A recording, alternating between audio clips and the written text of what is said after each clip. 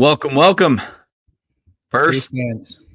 first L of the year, coming off of a fun weekend in Buffalo, honestly. Yeah, first one Things in about 11 considered. months. What's up?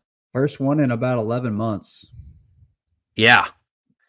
No, it's it's one of those situations where you felt like the other shoe was going to drop on the loss column eventually. And this is definitely a game where maybe you had the highest percentage chance of that happening. But I think that kind of helps take the sting away from the loss a little bit. But there's definitely some concerning parts that we can talk about during the show today, too, where it's like, if we don't clean this stuff up, if the Chiefs don't clean that up on defense or this on offense, it could prove to be a fatal flaw in the playoffs, especially knowing that there's probably not going to be a path the Chiefs take to the Super Bowl that doesn't come across the Buffalo Bills. And so, Yeah, unless um, something crazy happens on one side or the other. It's kind of panning out now where it's looking like it's yeah. going to be either 1-3, 1-2, 2-3. We're going to be top three between the two of us. Yeah. And I think it would take something drastic for either one of these teams to not end up in the 1 and 2 seed, respectively. And so that would ultimately see these two teams, assuming they take care of their business, in the AFC Championship game at the biggest stage with the 1 seed hosting. So, I mean, we'll talk about the trip real quick and then let's get into the game. What was your highlight of being in Buffalo? Or at least maybe even just an observation in general? Yeah, I think I got two, major takeaways from our trip to Buffalo. One, the Buffalo wings or the wings in general, the hype is real. Those wings up there are off the charts. Although there was maybe I think one recommendation we went and had, not to call out any businesses here, but one recommendation that I was just like, yeah, the hype's just not there for that. But I will say Barbell. I mean, that place is phenomenal. That was the first place we stopped as soon as we got off the plane there. Went to Barbell. That place is incredible. Second observation would be that the Buffalo Bills fans thoroughly impressed me because they love football the same exact way that Chiefs fans love football. And they are committed to Buffalo Bills football team as we are committed to the Kansas City Chiefs. They love the team no matter what. You could feel if they were 2-14 or 2-15 or whatever their record is, that they would still be there going to every single game, just like Chiefs fans do. The tailgate atmosphere was insane. I will say I do think they take a 1B seat to Arrowhead. I think Arrowhead does have a little bit of a tier one compared to what we saw in Buffalo. Not to shy away from what they got going on, man, because it was a freaking riot. Hammer's Lot was just a big fraternity party in this little lot, and the scenario or the situation around the stadium where it's like a neighborhood and there's just porta potties in the backyard and people pay to park in the yard and then they just party all day. I mean, that is unique to anywhere in the NFL. We got a big parking lot that we all party in, but having a neighborhood out there where everybody just goes and hangs out in somebody's backyard or front yard, that's nuts. It's crazy.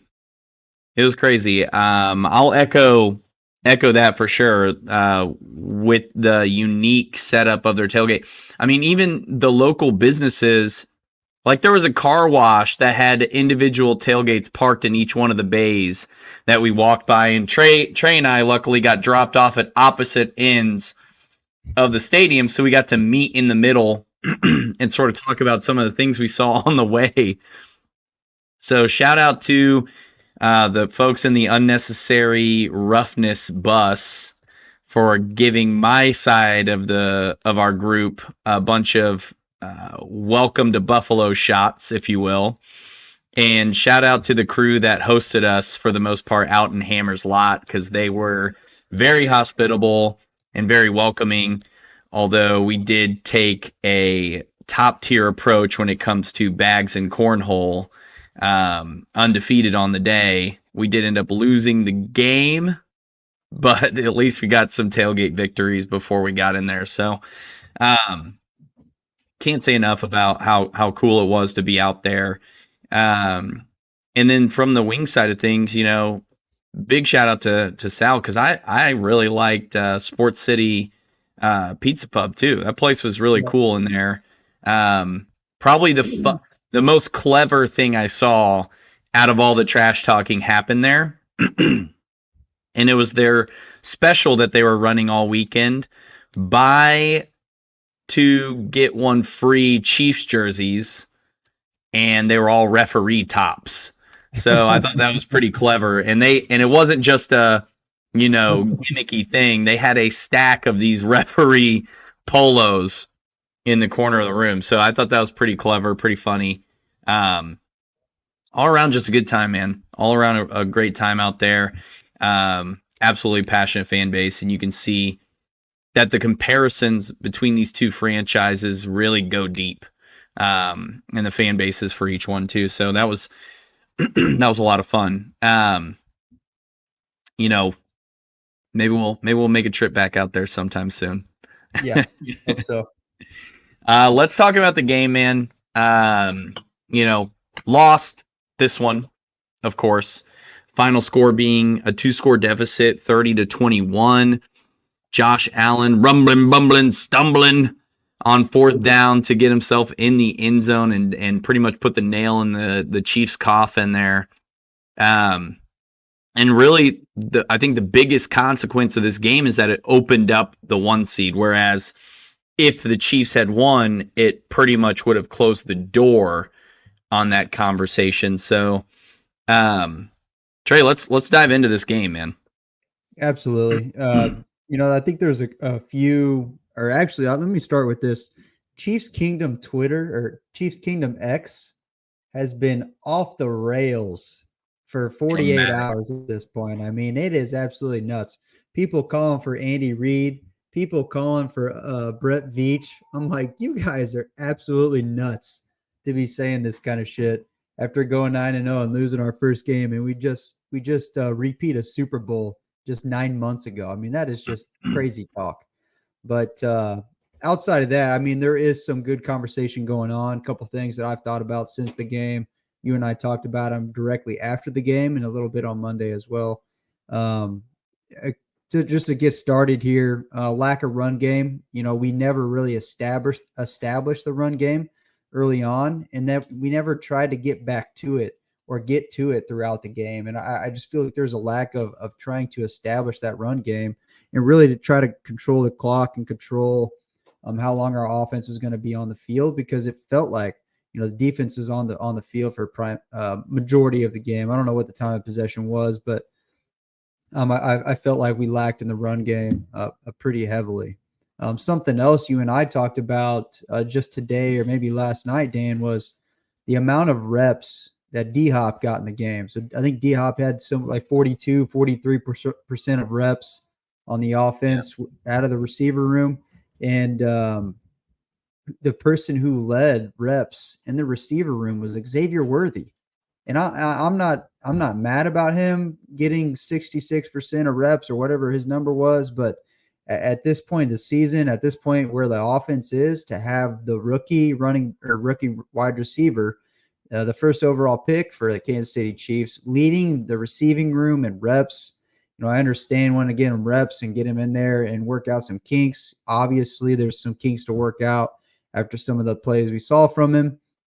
But with somebody like D-Hop on the team, I mean, that guy's got to be in there, playing tier 1 football with this offense. Like we're playing the Buffalo Bills here. So, we're 9-0. The Buffalo Bills, this essentially wraps up the 1 seed, like you were just talking about. Like, get this man on the field who's got arguably the best hands in the NFL. And so that was one of the other huge frustrations for me. Yeah, not seeing D Hop out there in some of those critical moments certainly is something where it's like, he's a longtime veteran. He understands the game of football. This is I wouldn't say it's a must-win game, but it's certainly a critical win situation for Kansas City. And to have him outsnapped, and for those guys that did outsnap him, barely outperform him, is certainly troublesome. He had 3 catches for 29 yards in his 47. I think he had played 26 plays out of 55 possible, is what it came out to. So for him to have 3 catches on those plays, and for our leading receiver, who happened to be Xavier Worthy, only to have one more catch in that scenario, tells me that we need to increase DeAndre Hopkins' volume.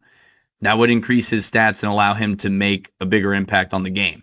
I mean, that's the math. Yeah. I wouldn't say it's 100% the difference in this game. I think you can point to a few things on both sides of the ball that maybe resulted in that, and I know we're going to talk about it.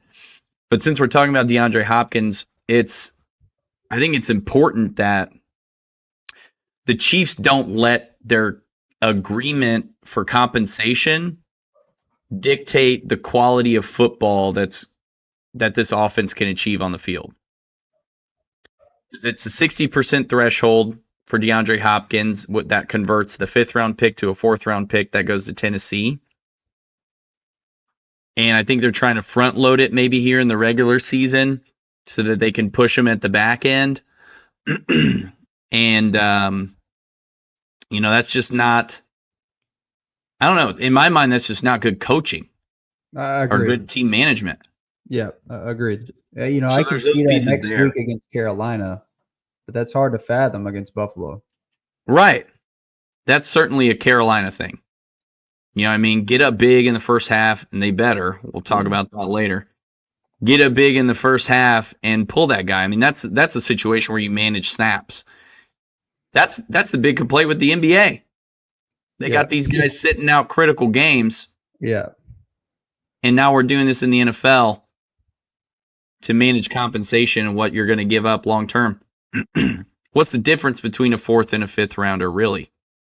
I agree. And what's the difference in this game as far as it comes with seeding for the playoffs? Monumental. It's a big damn deal. Right. And to touch on the running game portion of it, Kareem Hunt was a little bit above average in terms of efficiency with his carries. He just didn't get the volume. I mean, it's a volume thing again. And I think a lot of it isn't necessarily the Chiefs didn't dial up plays for him because he obviously got 14 carries.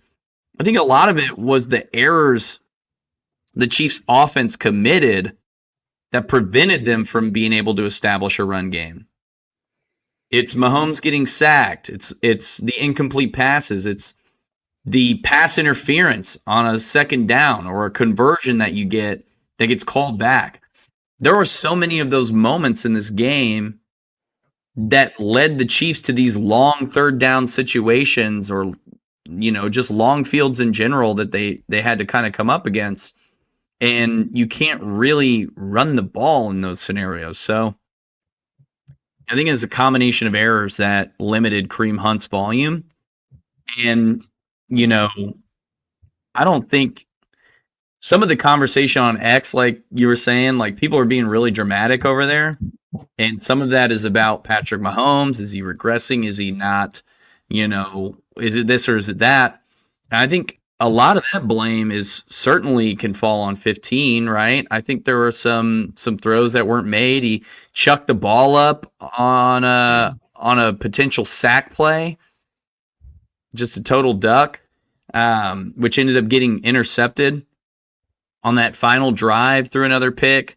Trying to force something. So there were some areas where he's just making not Mahomes plays. Yeah, I agree. And that's kind of those plays are the ones that we saw 3, 4, 5 weeks ago, where we were talking about after the Buccaneers game, like, hey, maybe this guy's taking a turn here. No interceptions, and then we played Denver, no interceptions. Okay, 2 games in a row. We're back to or not necessarily the old Patrick Mahomes, but at least the one that took care of the football. This guy's not throwing 4 touchdowns a game, right? But To come back into the Buffalo game, throw 2 interceptions. Obviously, one of them is garbage time. There with 20 seconds, 1 minute left, or whatever it was, 30 seconds, whatever. Just trying to sling the ball down the field and make something happen. Doesn't really matter. Still comes down to he threw an interception. That first interception, you could argue that the Chiefs were never able to really rebound from that. I mean, the momentum went to Buffalo, and it honestly it stayed with Buffalo for the remainder of the game. I mean, that was just 100%. a freaking dagger to the heart for Chiefs Kingdom. But there was some upside that I do want to talk about. I know you got a couple other points here on the game, but the Chamari Connor interception was clutch when he picked that off. Talked to Strato about this a little bit. One, I thought he was going to the house, and if he took that to the house, things were over, bro. It was not going to go well for Buffalo Bills. Two, that play had a lot of opportunity to flip the script for the Chiefs in that moment, and that the moment really wasn't seized there, and we could have taken that momentum and really ran with that for the rest of the second half and been able to close out the game with some more efficient play from some other areas on the ball. But that was such a huge interception, and then really looking at the big umbrella of the NFL right now, Chiefs obviously take a loss. That's why we're here talking, but we fall to the 1 seed. So I this kind of goes back to the conversation about everybody freaking out about, calling for heads at One Arrowhead Drive. But I mean, we're still in the driver's seat. We still maintain 100% accountability and ownership of how we end the season. And so if we can, find the mistakes, address the mistakes and move forward, this team's in really good shape, man. Yeah, no, I totally agree. That interception from Shamari Connor, I mean, the Chiefs did turn that into a touchdown on the following drive, but I agree with your point where we didn't seize the moment to capture the momentum, because the Bills then turned that around and marched straight down and kicked a field goal to take the lead before half, knowing they were going to be getting the ball first in the second half as well. And there were so many moments on that drive where the Chiefs could have stopped them from getting into field goal position that they just couldn't capitalize. And really, it started happening closer to the end of that drive. But I mean, you're totally right. That first drive, they're giving us the ball. Mahomes throws that pick, and it just never turned around from that point. I mean, it really didn't. It just seemed like the Bills were able to set the tone in the game, and the Chiefs never had an opportunity to dictate that, or at least never capitalized on the opportunities to dictate that tone of the game. It was a situation where the Bills were imposing will on the Chiefs, and the Chiefs were just responding to that will. Yeah, and really to that point about, the interception there and flipping the script there on the momentum, that's a tough swing to get done there. To hold an offense to not being able to score after that touchdown, and then knowing that you have to come out and stop them again on the second half when they receive the ball. I do get that. To kind of hold on to that thought there with the Chiefs getting off the field, they couldn't get off the field as far as the defense. I think they were 9 of 14 on third down. The Buffalo Bills were on third down, and 5 or 6 of those was third and long, 7+ yards. Some of those are double digit. Yeah. And they're converting those. And so that makes it, I mean, that just completely drains the defense, one, emotionally and morally, emotionally, but, physically as well. You see guys like Chris Jones come out after plays like that, after they get the third and long, because he's expected to get off the field, but he doesn't get off the field. And now we got to start rotating linemen and different things like that. But as well as that, to kind of run the line of what we're on now with the defensive line, sacks and pressures have been a glaring issue. I'll take that back. they've been a very quiet issue leading up to this game, where we haven't had as many sacks, as many pressures this season as we did last season. I think we were top 3 in the NFL in sacks last season. And here we are now, where that was obviously an issue facing Josh Allen, somebody who's very agile and good outside of the pocket. And so I think this is week 3 now, Dan, of us talking about different issues that we have on the defensive side of the ball, and things we need to address. And really, it's going to have to start up front. I think Chris Jones has 3 sacks on the season so far. That's just not acceptable from the best D tackle in the game, right? The play overall, it's just got to get a little bit better front with the D line and the front 7. I don't know. I think that's kind of unfair to say that about Chris Jones personally. He was double teamed that entire game. I think it comes down to the supporting cast around him to force that offensive line not to double team him so that he can make that impact. Because he's already, in my mind, he's doing his job by directing that attention and that traffic from a blocking standpoint over to him. It's on to guys like Anyudike Uzama, Mike Dana, who got paid $24 million this offseason, and George Karlaftis to make those impacts in those pass rushing scenarios where Chris Jones is commanding all of this attention in the middle. And Josh Uche, a guy who the Chiefs just traded for, was a non-factor in this game. His snap count actually went down. Yep. Going into this one too. And so those are all things where I'm looking at this defensive line and I'm seeing Chris Jones on an island right now. And you're right. We didn't lead, but the Chiefs were top 3 in sacks as a defense the last 3 seasons. Finishing second for sure the year they won against Philadelphia. And I want to say the Chiefs were the number 1 sack defense last year without looking at the numbers. So to have 19 sacks as a unit, not sack Josh Allen in this game, I mean, that's a clear indicator for the reason why the Bills had so much success. And one of the things that was frustrating me, especially, and it became a glaring thing on that final Josh Allen run, is it never felt like there was a linebacker kind of shadowing him in those scenarios. I think we were dropping these guys back into coverage a little more often than not.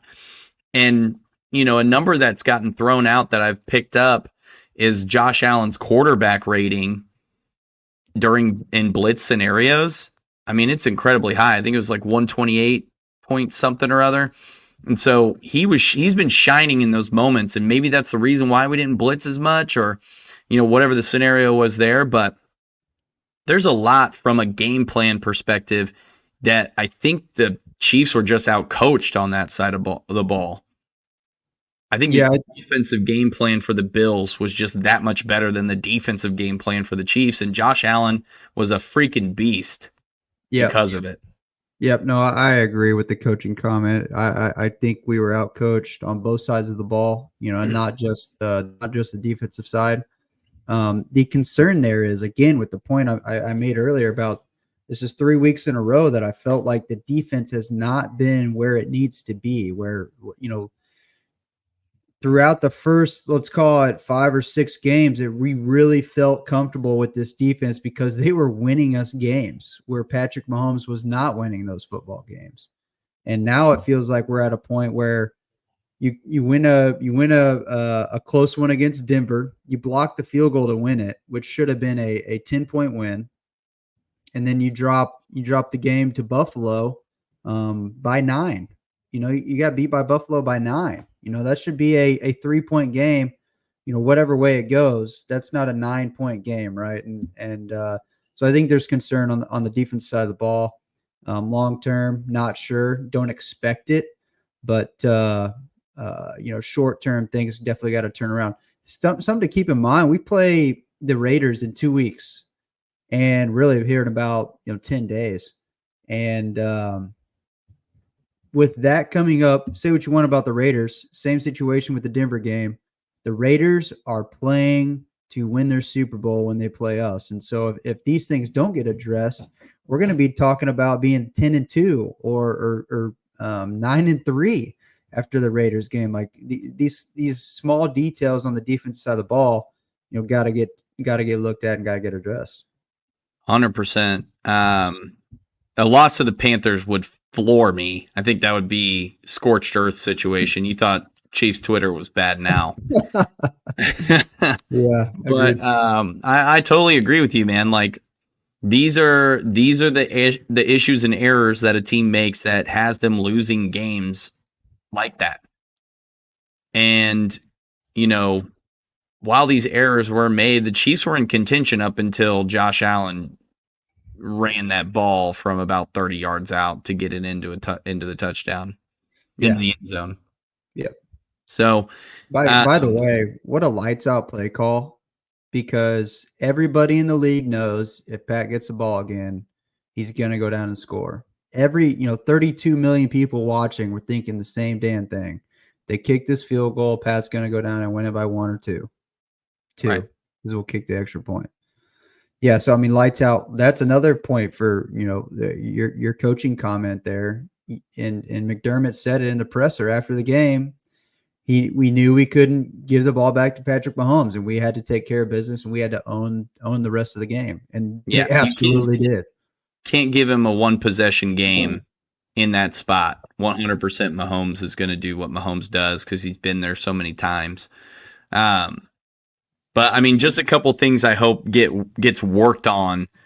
Going into the Panthers game, got to get Xavier Worthy better on the fundamentals. I mean, sometimes it looks like he's still in college, thinks he can drag the 1 foot and be good on these catches, and that poor technique and form has cost Kansas City. And I wouldn't say it's 100% on him. Like maybe Mahomes throws a better ball and it's 100% a touchdown.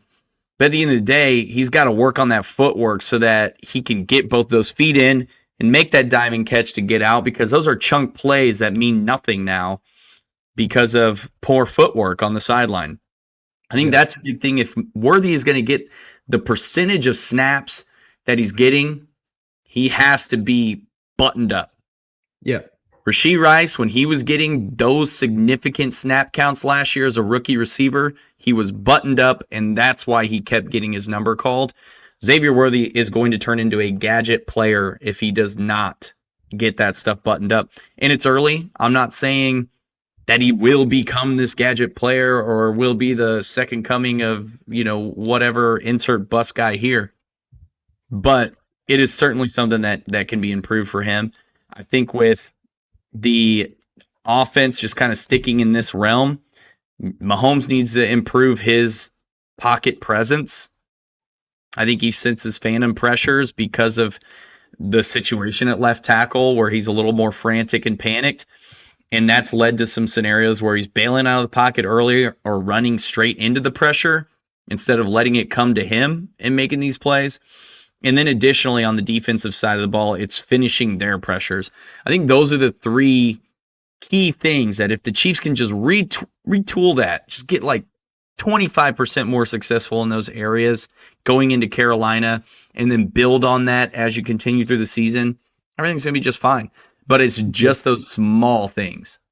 Agreed 100%. And that's why I made that point earlier. If we can correct these small items and start to make a run here and create that spark, as so many players on the team have now said in the last 48 hours, what this loss is going to do for the team. If that's true, then fixing these small things is going to build that momentum going into the second half of the season, or really last third of the season here, and then into the postseason in January. And where it's going to be so critical for the Chiefs to get that bye, especially now, it's just going to hold that much more weight for us to be successful going into January. And I think this team this year needs the home field advantage more than they did last year.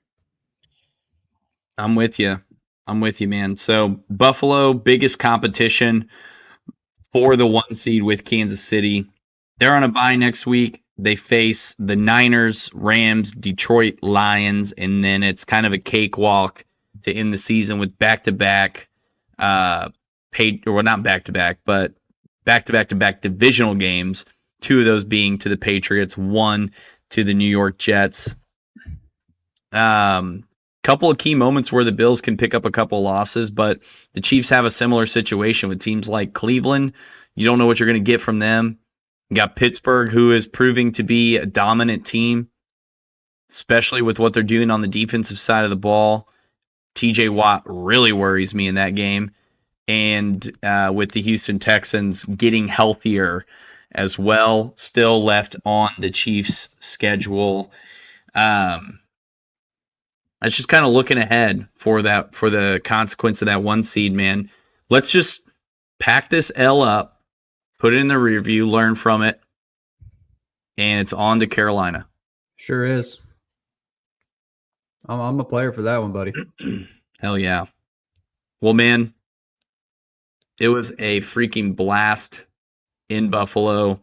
Like I said, regardless of the result of the game, a lot that the Chiefs are going to pick up on and figure out and do better. But,